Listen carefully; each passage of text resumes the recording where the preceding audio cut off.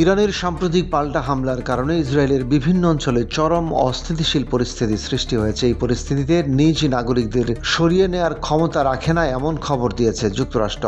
কাতার ভিত্তিক সংবাদ মাধ্যম আল জাজিরা মঙ্গলবার জানায়, জেরুজালেমে অবস্থিত মার্কিন দূতাবাস দেশটিতে অবস্থানরত আমেরিকানদের সতর্ক করেছে যে দূতাবাসের পক্ষে তাদের উদ্ধার বা সরিয়ে নেওয়া সম্ভব নয়।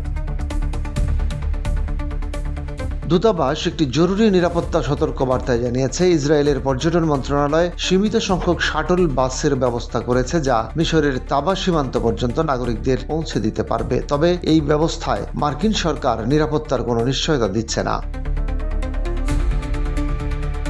আকাশপথ অনিরাপদ এবং দূতাবাসের কার্যক্রম সীমিত হওয়ায় মধ্যপ্রাচ্যের উত্তপ্ত অঞ্চলে থেকে দেশ ত্যাগ করা এখন কার্যত অনিশ্চিত হয়ে পড়েছে।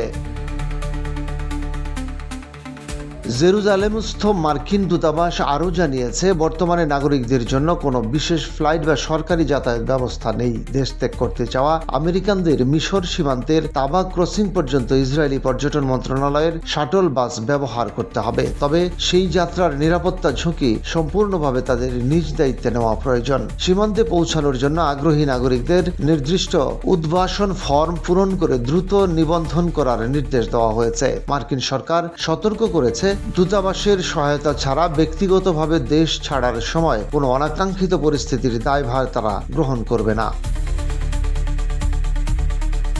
বিশ্লেষকরা মনে করছেন, ইরানি হামলার কারণে ইসরায়েলের আকাশসীমা ও বিমানবন্দরগুলো এখন চরম ঝুঁকির মুখে। ফলে বাণিজ্যিক ফ্লাইটের উপর নির্ভর না করে স্থলপথে সীমান্ত পাড়ি দেওয়াটাই বর্তমানে সবচেয়ে নিরাপদ বিকল্প হিসেবে বিবেচিত হচ্ছে।